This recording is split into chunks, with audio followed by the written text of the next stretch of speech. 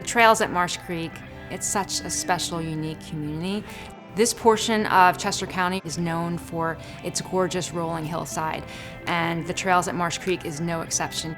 Miles of walking paths that you can run, bike, segue on, the views, the vistas, you see the hills and the trees, it just doesn't get better. The schools are fantastic here, rated top in the state, but not only the state, we have some top rated schools in the nation here. The community itself, we're almost 200 acres in size, and literally almost every home site is surrounded by open space.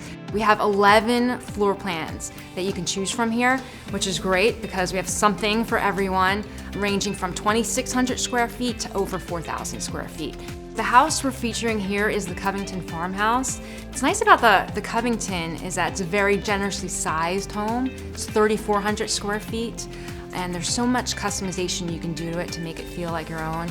Definitely something that sets it apart is that the large kitchen that opens up into the family room, and right next to that is your formal dining room. So it's this one big space where you can entertain all of your family and friends.